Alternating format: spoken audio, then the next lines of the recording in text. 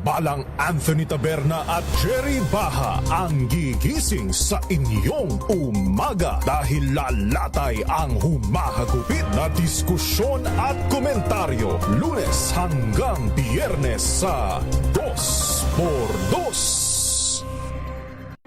Angel po si Angelo Palmona sa giiwan sa inyo na isang magandang umaga. Maraming salamat. Life goes on! Nine, good morning, Lakay. Good morning, Sister Ann. At good morning. Magandang mainit na umaga. Angel po si Angelo Palmona sa giiwan sa inyo na isang magandang umaga. Maraming Sa salamat. Pilipinas, una sa Pilipino. Ito ay bunsod ng naitalang 17 individual na ang kanilang naaresto. Ng Metro Manila Development Authority o MMDA ang No Contact Apprehension Policy o NCAP sa Metro Manila. Sa ang ilang mga dokumento ay peke. Hindi rin legal ang employment na ipinangako sa kanila. Sa mata ng batas, mananagot ang sangkot at may sala. Dahil sa bawat paglabag, may karampatang parusa. Alamin ang mga pananagutan sa likod ng mga bawal. Dito sa Hoy! Bawal Yan! Tuwing Sabado, alas 11:30 ng umaga. Dito lang sa DZRH TV.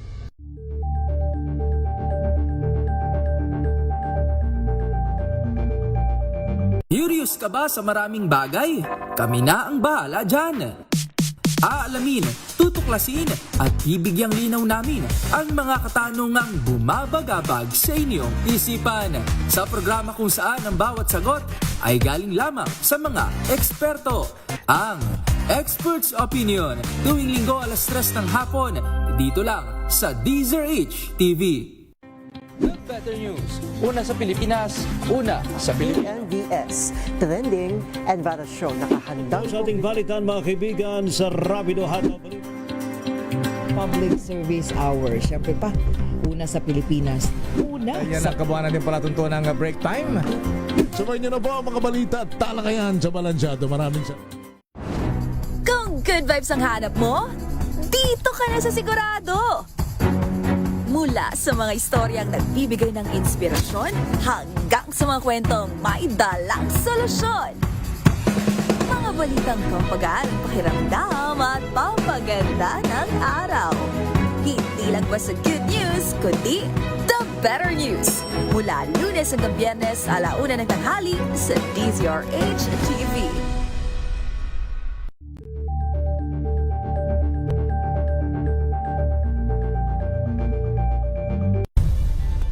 Nagsimula sa pangarap hanggang sa maabot ang tagumpay. Iba't ibang kwento, iba't ibang mukha ng atletang Pilipino. Mas pinatindi, mas pinalakas, at mas pinaaksyon sa Match Point tuwing Sabado, 12:30 ng tanghali sa DZRH TV.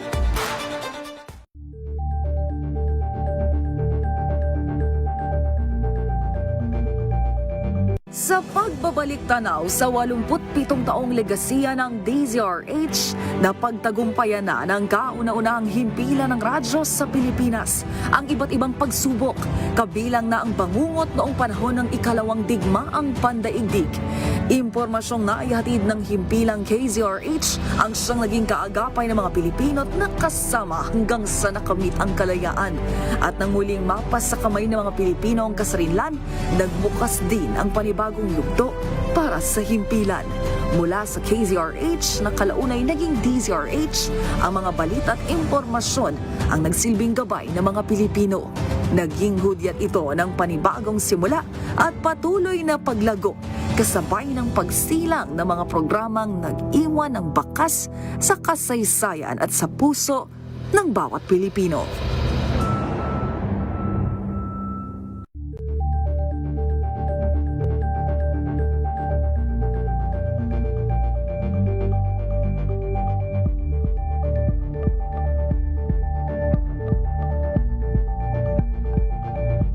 If I get impeached, then that is my end.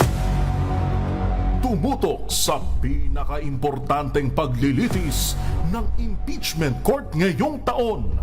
The impeachment trial of Vice President Sara Duterte. At DZRH Special Coverage.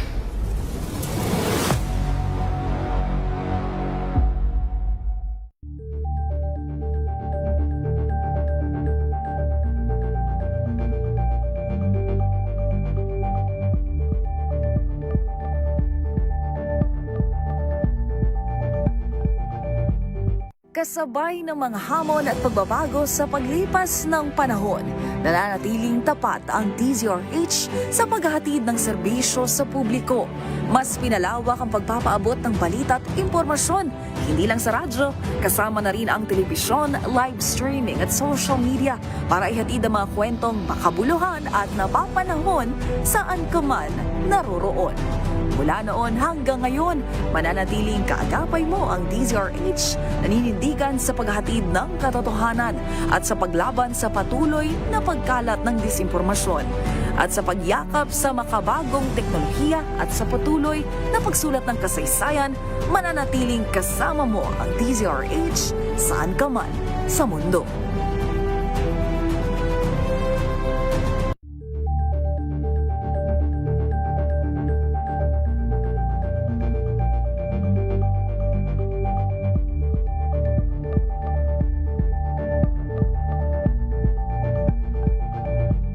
Abangan this Saturday. Hi! Kami ang Maymay! And you're watching Scene Zone! It's spaghetti! Yan! So doon naman tayo sa first impressions. Ayan na. Akala ko ikaw yung like, you're the mean girl. Like, gano'n. Jessie! Defend yourself. Tanggap ko naman. Alemong sumayaw. Alemong gumalaw. Ay. Alas 12 ng tanghali, dito lang sa DZRH TV.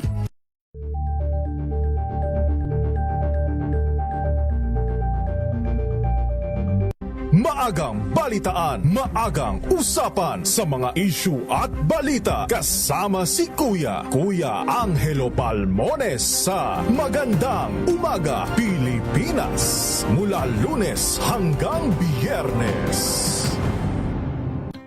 Angel po si Angelo Palmones, nag-iwan sa inyo na isang magandang umaga. Maraming salamat. Life goes on! Good morning, Lakay! Good morning, Sister At good morning! Magandang mainit na umaga. Angel po si Angelo Palmones, nag-iwan sa inyo na isang magandang umaga. Maraming salamat. Pilipinas, una sa Pilipino. Mga balitang gigising sa inyong umaga. Mga balitang kailangan mong malaman. Mapapakinggan sa ACS Balita sa 2x2. Kasama sina Anthony Taberna at Jerry Baha. Lunes hanggang Biyernes.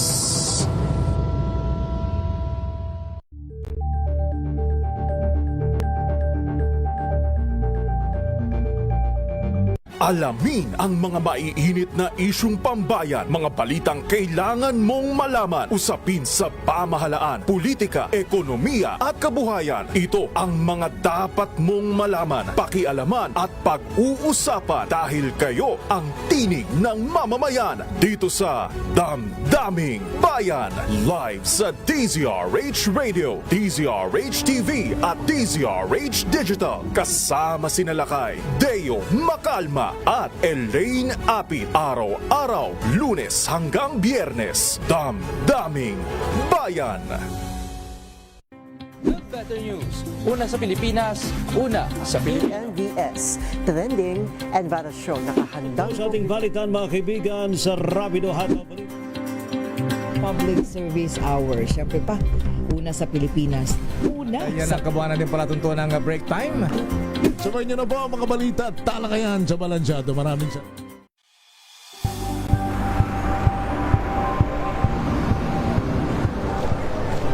Pa rin ang ating mga eksperto. Dito lang sa Expert Opinion. Ito ang The Better News. TNVS, trending and variasyon. Iba't ibang anggulo. Dito sa Point. Bawat pananagutan at itatalakayin dito. Oras o diyat, 7 minuto makalipas ang alas 2 ng hapon. Walang patid na balita, walang tigil na impormasyon at tuloy-tuloy na reports kasama ang buong puwersa ng DZRH sa buong Pilipinas. Mula Luzon, Visayas at Mindanao, lahat ng malalaking balita, maiinit at viral, hagip ng pinakamalawak na newscast sa buong Pilipinas. Rapido Hataw Balita. Rapido Hataw Balita. Kasama sina Ray Sibayan at Romel Fuertes. Rapido Hataw Balita. Mga malalaking balita, hahataw na!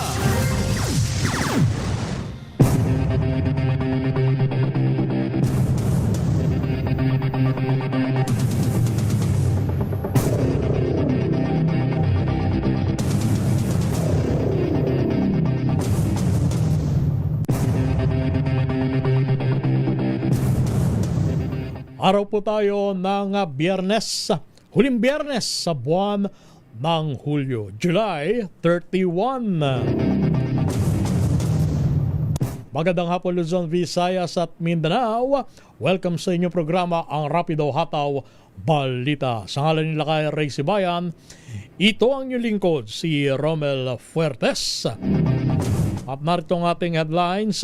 Mga nagpapanggap na taga Malacanang binalaang kakasuhan. Ilang politiko nakakalibre ng kuryente sa mga electric cooperatives ayon sa NIA. Textbook shortages sa public school pina-aaksyonan. Petisyong ihinto ang 85 pesos wage hike sa Metro Manila. Tinawag na height of corporate greed. Health workers ng UST Hospital nag-flash bomb at noise barrage sa inarang na 85 pesos wage hike. Malacanang iginit ang maigting na kampanya kontra karahasan. Mastermind sa kaso ng pagpatay sa lady vlogger sa Caloocan City, tukoy na. Motorcycle rider bumangga sa kasalubong na SUV sa Manawag, Pangasinan. Patay. At mahigit sa 3 milyong pisong halaga ng shabu at baril nasamsam sa bypass operation sa Iloilo City.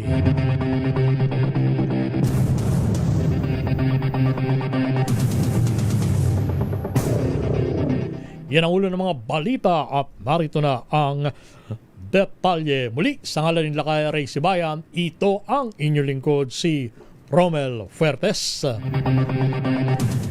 Inamin mismo ng National Electrification Administration na may mga politikong nakakalibre ng kuryente at sinasalo ito ng mga electric cooperatives. Ayon kay NIA Administrator Antonio Mariano Almeda, ang mga hindi nabayarang kuryente ay napupunta sa system loss na siyang pinapasa naman ng mga consumer. Ito anya ang dahilan kung bakit umabot sa 19% ang system loss charges sa mga lalawigan. Hindi na dinitalye pa ni Almeda kung sino ang mga politikong ito, pero ayon sa kanya, ilan sa kanila ay nadadaan sa pakiusapan.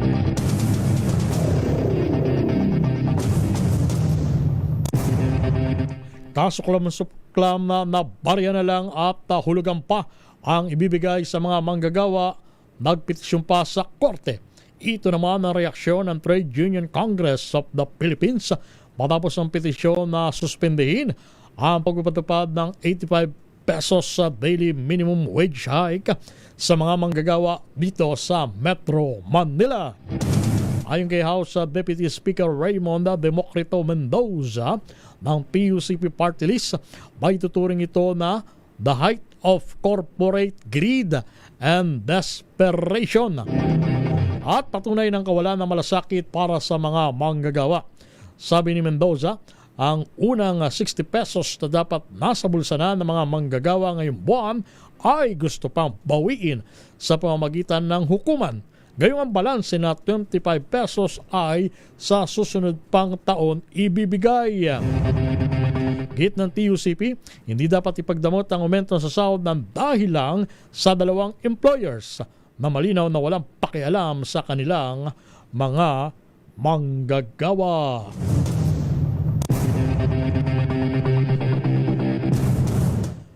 Samantala, hindi pwedeng bawiin o ibawas ang anumang dagdag sahod na 60 piso sa minimum wage para sa mga manggagawa dito sa Metro Manila kasunod ng suspension nito kapon sa pamamagitan ng temporary restraining order.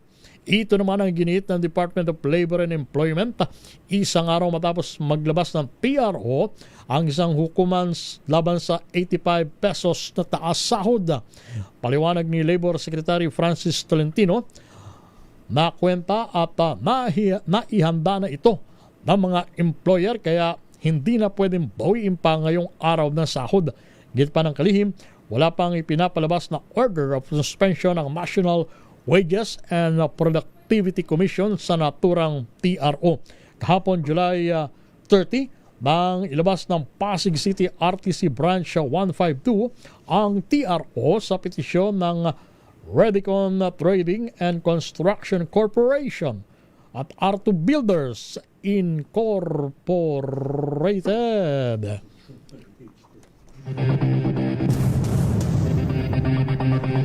Sa oras na 14 minutos, nakalipas ang alas 2 ng hapon. Kayo'y nanonood at nakikinig sa inyong programa ang Rapido Hataw Balita. Ito ang inyong mga lingkod, Romel Fertes. Para pa rin po sa DZRH, una sa Pilipinas. Una sa Pilipino. Sa ating pa rin pong mga balita, tiniyag po ni DPWH Secretary Vince Dizon na walang special treatment sa pag-imbestiga laban sa mga kinahinalang infrastructure projects, lalo na ang mga may kinalaman sa flood control. Sa programang 2x2, sinabi po ng kalihim na committed ng ahensya na suportahan ng naturang investigasyon.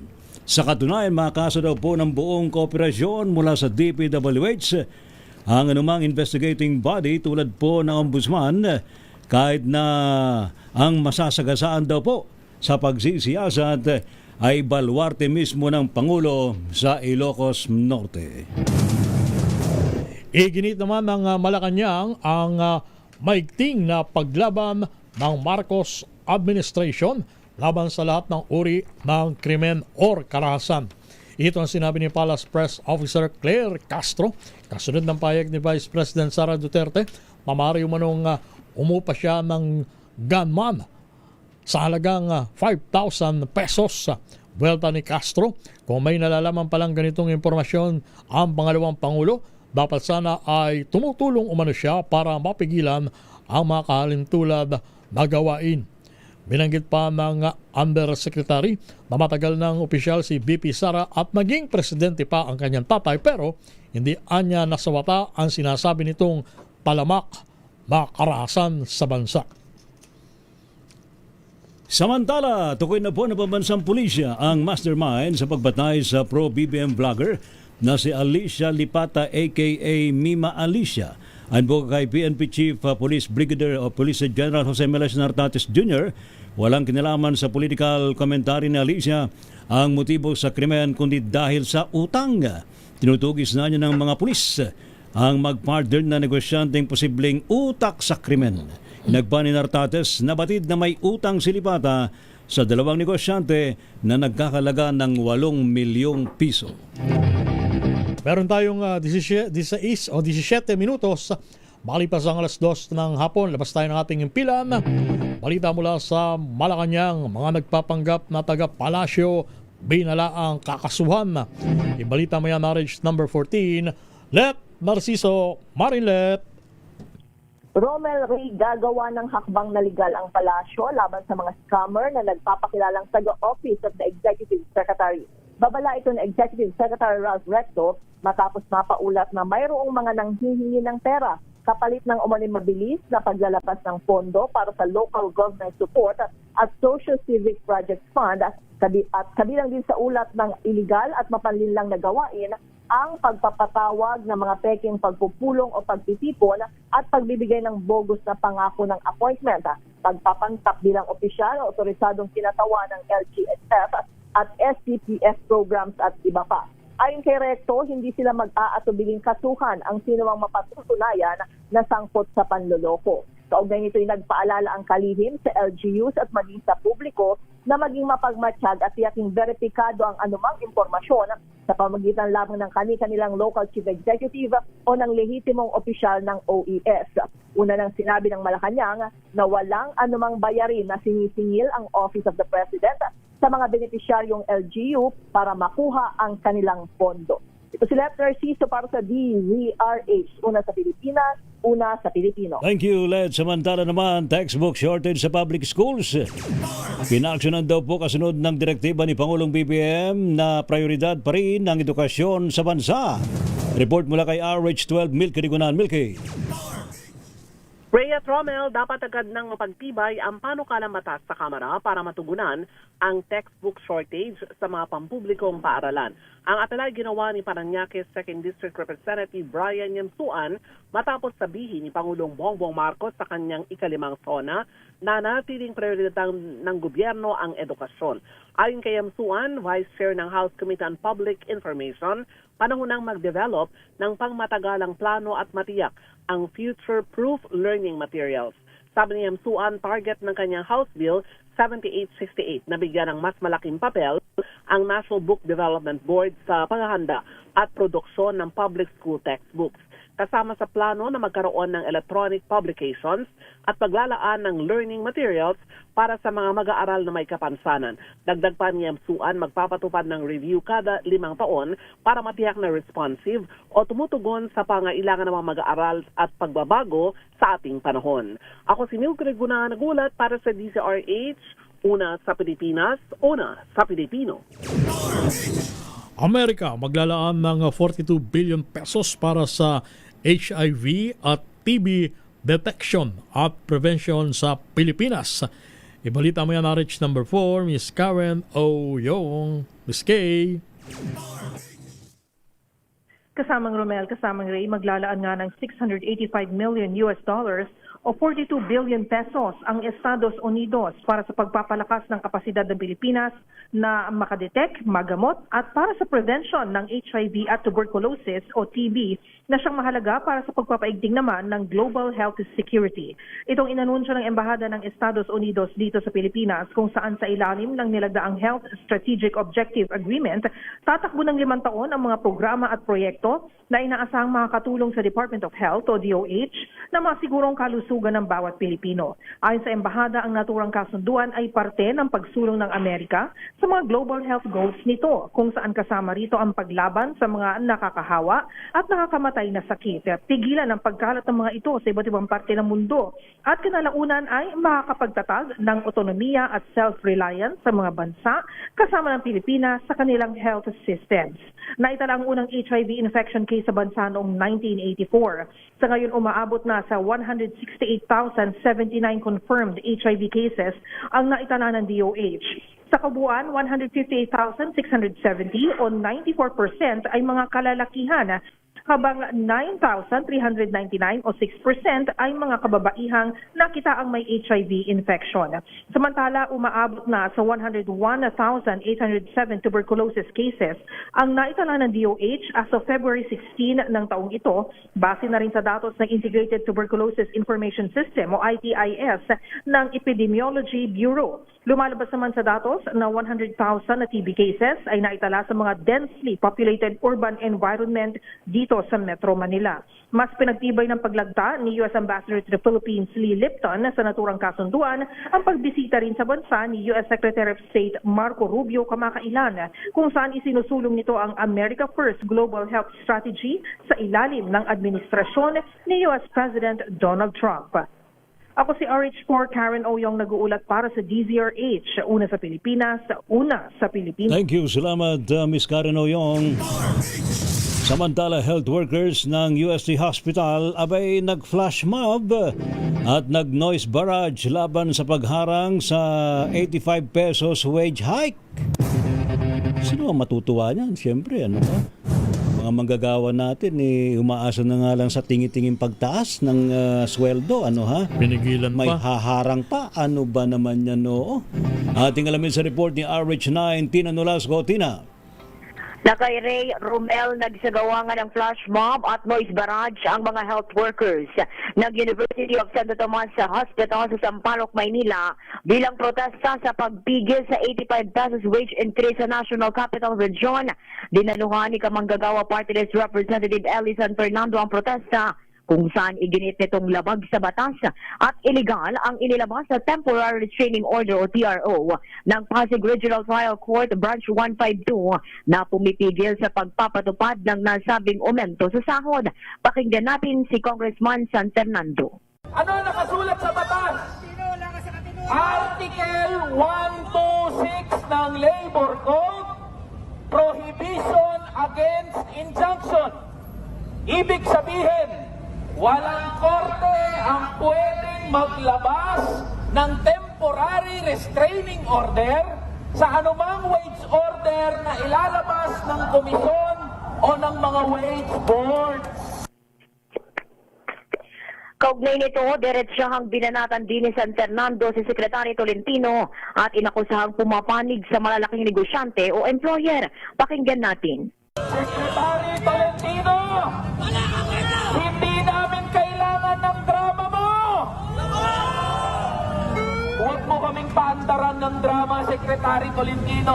Bilang Secretary ng Labor and Employment, ang dapat na tindig mo ay pabor sa mga manggagawa. Hindi pabor sa mga malalaking negosyante. Kay Ray Romel, kaugnay niyan, kinukuha pa natin ang reaksyon ni Secretary Tolentino sa mga nasabing pahayag ni San Fernando. Ito si RH9 Tina Nolasco para sa DZRH, una sa Pilipinas, una sa Pilipino. Maraming salamat, Tina. Tatlong mambabatas naman nagsumite ng counter affidavit sa reklamong paglabag sa bank secrecy at data privacy. Mainihain ni Attorney Mans Carpio. Ibalita mo yan, RH number 23, Edwin Duque. Edwin. Tama, Kuya Romel, pasado las 20 kanina sa umaga, nagdumating sa Quezon City Prosecutor's Office sina Kabataan Representative Rene Go at Teacher Representative Antonio Tillo, Bicol Zero, Representative Terry Ridon at Manila 3rd District Representative Joel Choa. Silang tatlo ay naghain ng counter affidavit bilang tugon sa reklamong inihain ni Atty. Basa Carpio. Napagdating sa kaso sina Representative Laila Tiliba, Chel Jokno, Percy Sidenya at Jerpel Lohistro. Gayon din ang mga opisyal ng Anti-Money Laundering Council at Bangko Sentral ng Pilipinas. Nauna na nagsampa ng reklamo si Carpio laban sa AMLAC, BSP at ilang mababatas kamakailan. Kaugnay ng umano'y paglabag sa mga batas sa Bank Secrecy Law at ang Data Privacy Law. RS23 Edwin Duque nagulat sa DZRH, una sa Pilipinas, una sa Pilipino. Maraming salamat, Edwin. Samantala naman, yun daw ang pagbaba ng singil sa kuryente dapat daw pong maramdaman ng mga mahihirap nating kababayan sa reforma po sa EPIRA Law. Meron pong senador po nagsabi po niya, ating alamin sa report ni RH28, Lakay Raymond at Paz. Lakay Raymond. Lakay Raymond. Wala si paring Raymond. Sige, dito muna tayo sa report ni Noche Cacas. Lalaking suspect sa robbery with homicide arestado sa Taguig City. RH number 27, Mr. Noche Cacas. Mr. Noche. Romel at Lakay Ray, tuwak na sa kulungan ang isang lalaki na ito ay matapos maaresto sa lungsod ng Taguig. Kinilala ang naaresto si alias Eric John, 34 anyos, residente ng Barangay Upper Bikutan. Ayon sa report ng SPD, si alias Eric John ay top most wanted person ng Taguig na may kinakaharap na kasong robbery with homicide. walang piyansa ang kanyang kaso batay sa nakasaad sa arrest warrant. Arrest 27 at Chikakas DZRH, una sa Pilipinas, una sa Pilipino. Maraming salamat, No Chikakas. Samantala naman, standby pa rin po si ibang mga balita mga kaibigan sa Rapido Hataw Balita. Rapido Hataw Balita. Standby din po mga balita mula po sa mga probinsya. Pilipinas ang oras alas 2:28 ng hapon.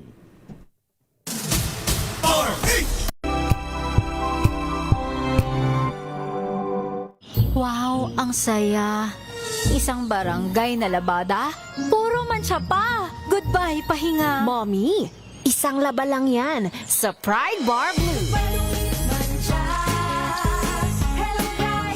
May powerful stain-away enzymes na malupit sa dumit mancha. At di masakit sa kamay. Isang laba lang yan. Hello, pahinga. Hello, Pride Bar Blue. ACS. Tanggaling-galing mo. Smart dishwashing paste ko. Pritong ulam na masebo. Plato ang kaldero. Tanggaling for everyday. Ganyan pag smart ang dishwashing paste. May double tanggaling formula. Tanggal ang sebo. Tanggal ang bakterya. Bahid para walang bahid. Linis fantastic sa metal at plastic. Number 1 ko to. Tanggaling-galing mo. Smart dishwashing paste. ACS. May nagbago. May arte. May budget. Akala nyo lang yon. So solid. White Rose Papaya. Wow, White Rose. White Rose Papaya. Wow, White Rose. White Rose Papaya. May glow up with a White Rose Papaya. White Rose Papaya. May puti power times 2 kasi may papaya at niacinamide. May shea butter and tea tree oil pa. Kutis sulit ang glow up. Glow up with a White Rose Papaya. White Rose Papaya. Kutis sulit ang glow up. ACS. Tinesting, sinuri, siniyasan. Ang resulta? Super effective ang Shield sa pagpatay ng bakterya at virus. Shield Antibacterial Soap. Believe ang mga eksperto sa Philippine Nurses Association. At si Mami. Tiwala ako sa Shield. Shield Antibacterial Soap. Napatunayang mabisa. Ang mga nurse, tiwala. ACS.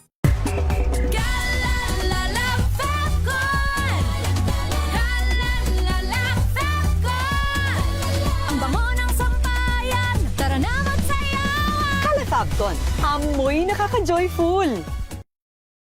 Sa puso ng kalikasan, natatangi ang prutas ng mangosteen. Ito ay nagtataglay ng antioxidant compounds na alpha, beta at gamma mangosteen. Ang MX3 capsule ay isang food supplement na gawa sa natural na mangosteen. Ito ay tested and proven to help avoid knee joint pain discomfort para iwas-iwas sa sakit with long-term supplementation 2 capsules daily. MX3 capsule, tunay, natural at original. Mahalagang paalala, ang MX3 capsule ay hindi gamot at hindi dapat gamiting panggamot sa anumang uri ng sakit.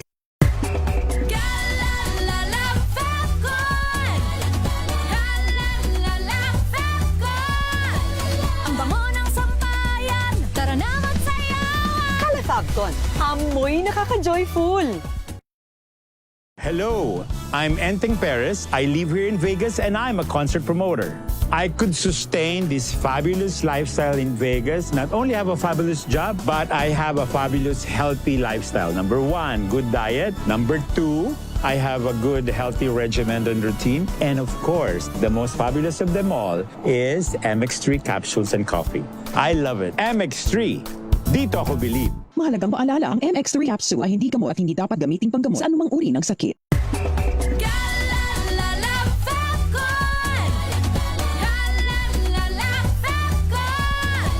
Ang bango ng sampayan, tara na magsayawan! Calefacton, amoy nakaka-joyful.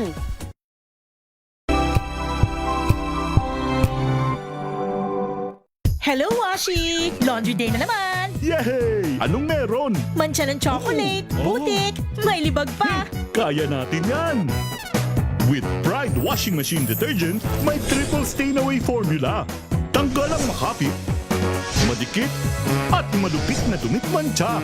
Kaya easy-easy ang labada. Mula noon hanggang ngayon. All you need is pride. All you need is pride. ACS.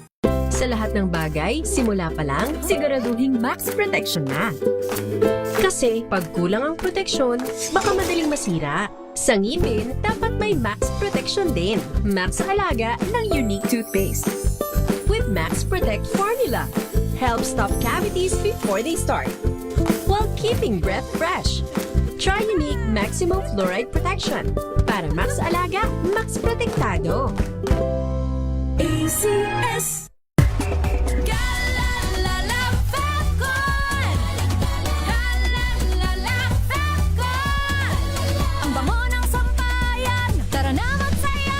Kalafabton, amoy nakaka-joyful. I'm Jovi Kalmov. Currently, I am the Vice President for NAFA, which stands for the National Federation of Filipino-American Association for the state of Arizona. In order for me to perform very well, I really make sure that my physical and spiritual wellness is really in order. And of course, the help of MX3 capsule. This is the secret. MX3, dito ako believe. Mahalagang paalala, ang MX3 capsule ay hindi gamot at hindi dapat gamiting panggamot sa anumang uri ng sakit.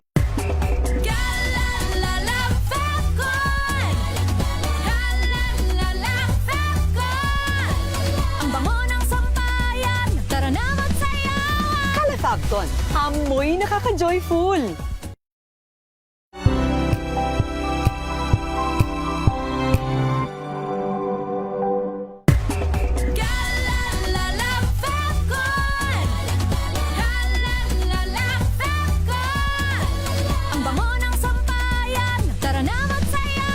Kalafabton, amoy nakaka-joyful.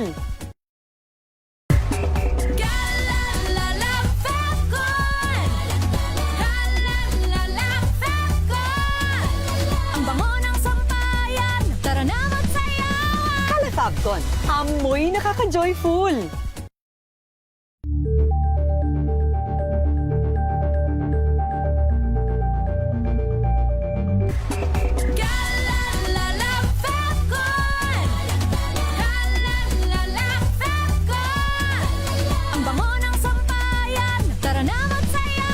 Kalafabton, amoy nakaka-joyful.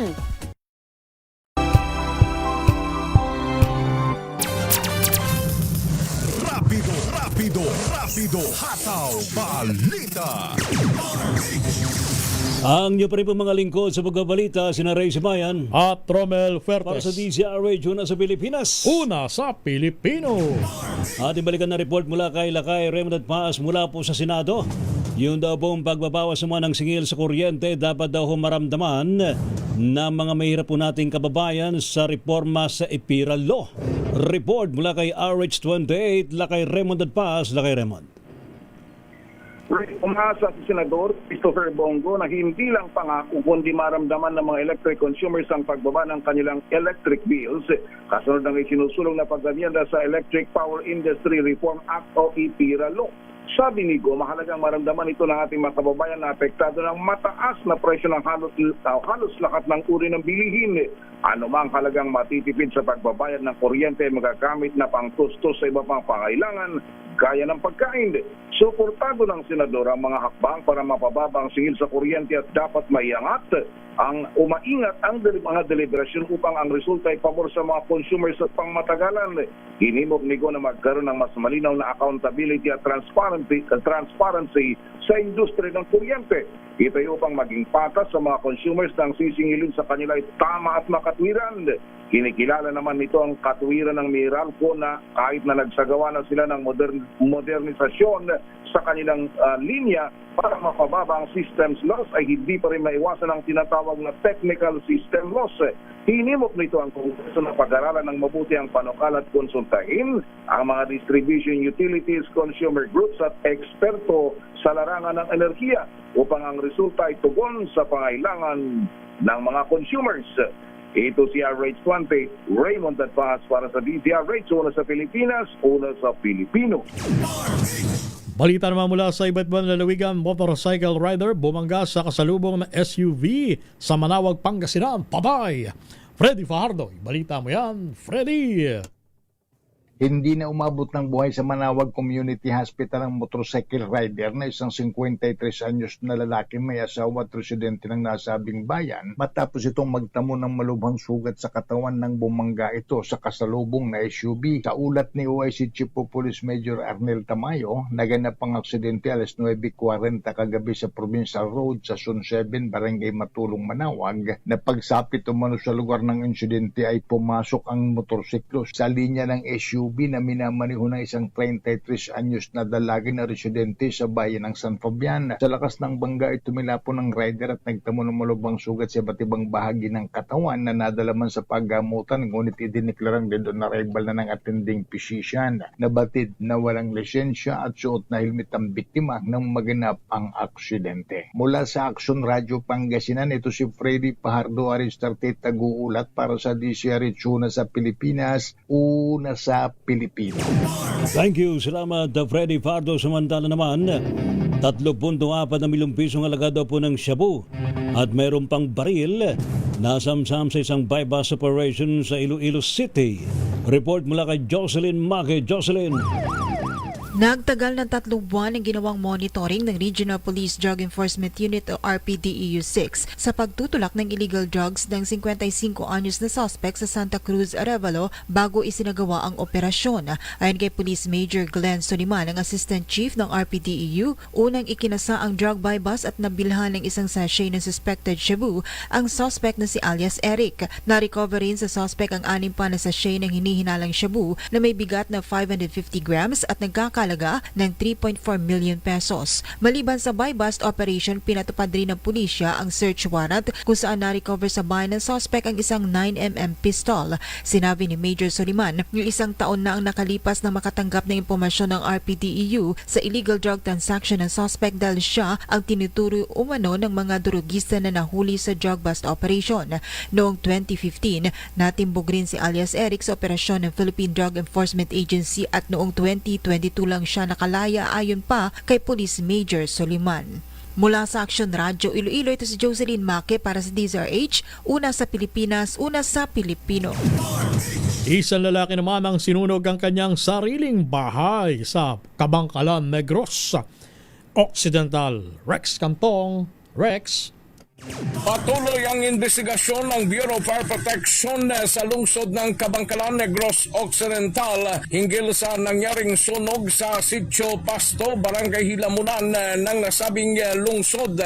Ayon kay Fire Officer 1 Richard Luel Sanchez, fire investigator ng Bureau of Fire Protection, sa nasabing lungsod na sunog ang bahay ng biktima na hindi muna pinangalanan dahil sa hindi pa nalaman kung ano ang motibo ng nasabing pagkasunog ng bahay nito.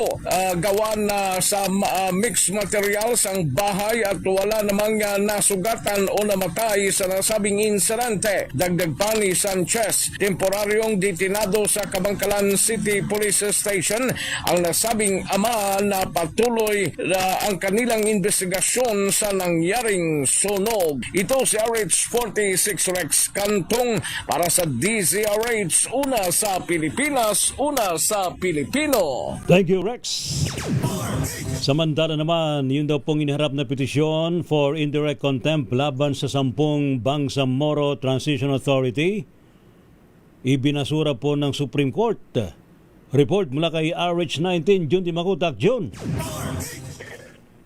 Lakay Ray, Lakay Romel, moot and academic o inalang saysay ng Supreme Court ang islampang petisyon na isang Zaawi Buludan laban sa 10 members of parliament na sina MP Zulfikar Ali Bayan, MP Attorney Kitem Kadatuan, MP Rasul Ismael, MP Attorney Rasul Mitmog, MP Attorney Aminuddin Sumagayan, MP Romeo Sena, MP Engineer Baintan Ampatuan, MP Tumanda Antok, MP Ishak Mastura at MP Attorney Nagib Sinarimbo, pawang Member of Parliaments at pawang VFP candidate sa lalapit na first parliamentary election ng BARM. Ang petisyon ay laban sa mga respondents sa indirect contempt with extremely urgent motion to conduct a special raffle kaugnay sa kasong GR number E03997. Nakasaad sa ilabas sa resolution ng Korte Suprema na denied ang naturang nilalaman ng petisyon. Patatandaan mga lakay, noong Pebrero ng taong 2024, inihain ng petitioner ang petisyon at kinilalan ng Korte ang manifestation na nagsasaad ng pag-anunsyo ng COMELEC noong January 26, 2026 na nag-uutos ng COMELEC in bank ng Minute Resolution number 260071 na pinapapaliban ng unang itinakdang March 30, 2026 BARM parliamentary elections hanggang sa panibagong petsa ng halalan. Mula sa makulimlim na panahon sa Central Mindanao, RH19, June Dimakutak, DZRH. Una sa Pilipinas, una sa Pilipino. Mahigit naman sa 666,000 pisong halaga ng illegal na droga masamsam sa Davao Region. 21 ang arestado sa loob ng 24 oras. June Soter ng Action Radyo Davao. June. 21 katao ang naaresto habang mahigit 666,000 ang halaga ng hinihinalang iligal na droga ang nasamsam sa pinaigting na kampanya ng Police Regional Office 11 laban sa kriminalidad sa nakalipas na 24 oras. Batay sa accomplishment report ng PR11, nagsagawa ang kapulisan ng 16 na anti-illegal drug operations mula alas 6 ng umaga ng Hulyo 30 hanggang alas 5:59 ng umaga ng Hulyo 31. Sa naturang mga operasyon na kumpiska ang 97.9644 grams ng hinihinalang shabu at 5 grams ng hinihinalang marijuana na may kabuang tinatayang halaga na 666,757 pesos and 92 centavos. Samantala sa iwalay na kampanya laban sa mga wanted persons, nagsagawa ang PR11 ng 5 operasyon na nagresulta sa pagkakaresto ng isang top 10 most wanted person sa regional level, isang top 10 most wanted person sa provincial at city level o 2 most wanted persons sa municipal o police station level at isa pang wanted person. Ayon kay PR11 Regional Director Police Brigadier General Leon Victor Rosete, nagpapatuloy ang pinaigting na operasyon ng kapulisan laban sa illegal na droga at mga wanted persons bilang bahagi ng pagpapanatili ng kapayapaan at kaayusan sa buong Davao Region. Ito si June Suter para sa DZRH. Una sa Pilipinas, una sa Pilipino. Thank you, June Soter. Samantala naman, yung dahong pagkapatanggal ng system loss charge dapat umanong iprioridad ho ng Kongreso. Abay, dapat lang, ano ha? Ating alamin sa report ni RH18, Ruel Saldico. Ruel! Nanawagan si TGP Party List at Deputy Majority Leader Congressman Jose Bonteves Jr. sa Kongreso na dapat iprioridad at kanyang suportado ang panawagan ni President Ferdinand Bongbong Marcos Jr. na alisin na ang system loss charge sa electric bills. Kasunod naman ang panukala na huwag nang ipasa pa sa mga consumers ang gastusin dulot naman ng power losses. Anya, dapat nang ripasuhin at tuloy ang alisin ang ganitong singil at dagdag pasanin sa ordinaryong Pilipino. Ako mismo pabor na tanggalin natin yung system loss. Unang-una, bakit ang isang ordinaryong mamamayan na nagbabayad ng tama sa singil sa kuryente ang siya mag-shoulder ng losses ng mga power supplier? Ang systems loss ay tumutukoy sa kuryenteng nawawala habang pinapadala naman at ipinapamahagi mula naman sa pinanggagalingan ng kuryente hanggang sa mga end users. Sa ilalim ng kasalukuyang sistema, ang kaukulang gastos ay naisasama sa mga singil ng kuryente ng mga consumer. Dahil dito, binigyan pansin rin ni Congressman Teves ang mahalagang papel ng mga power supplier na mas paigtin pa ang kanilang tungkulin pagdating naman sa pagbibigay ng maayos na serbisyo sa publiko. Kung merong mga illegal connection, tampering ng meter at yung mga transmission line na may problema, hindi po yun kasalanan ng ordinaryong nagbabayad ng kuryente. Lalong naging sentro naman ng usapin ang systems loss matapos manawagan si President Bongbong Marcos Jr. sa kanyang State of the Nation address na amyendahan ang Electric Power Industry Reform Act o EPERA upang hindi na maipasa sa consumers ang systems laws, pati na rin ang bata na nakaakibat dito. Binigyan din ni Congressman Tevez ang kasalukuyang hakbang na ginawa ng Kongreso sa kanyang pangunguna upang matulungan ang mga residential consumers na nakaramdam ng hinaing o kulaman sa issue ng systems laws, kung saan sa kasalukuyan batay sa Department of Energy, ang Pilipinas ang siyang nanguna pa rin sa may pinakamataas electricity rate sa buong Asia. Huwag nating pahirapan ang mga taong nagbabayad ng tama. Nagbabayad tayo ng tama, tapos meron mga kababayan tayong hindi nagbabayad, ibantayan ng mga power producer, bantayan ng mga cooperatives yung problema na yan. Hindi dapat ang taong bayan ang siyang maghirap sa hindi natin ginagawa. Para kay TGP Party List Congressman Jose Bong Tevez Jr., panahon na upang kumilos na tuluyang buwagin at tanggalin ang systems laws matagal na nagpahabigat sa bulsa at buhay ng mga Pilipino. Mula dito sa Bicol, ito si RH18, Roel Saldico, una sa Pilipinas, una sa Pilipino. Dapat siguro talaga itong mga nasa kongreso natin, magpakitang gilas naman kayo. Kung lahat ng mga mambabatas ay kapareho ng pag-iisip at iniisip nito si Congressman Jose Bong Tevez ng TGP Party List, sasaludo ang buong taong bayan sa inyo. Saka mga constituent ninyo ang mga nasasagasaan po ng system loss charges, ipakita ninyo sa mga constituent na talagang kayo para sa inyong mga ka-komunidad, ka-probinsya, di ba? At bilang Pangulo ng Party List Coalition of the Philippines, itong si Congressman Tevez parang Ray, ipakita nyo ang inyong puwersa dyan sa Kamara. Yan, yung inyong nagkakaisang tinig, para na sa ganoon ay maitaguyod nyo ang interes at kapakanan ng mga consumer na nalulugi dito sa pagbabayad ng system loss charges.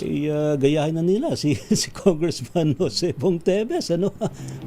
Dapat lahat sila tumayo na dyan sa Kongreso, pati sa Senado. Wag mo nating minsan napakatagal na nitong problema na ito. Nakakalungkot lang, nakakainis lang na isipin na mismo ang Department of Energy pa nagsasabi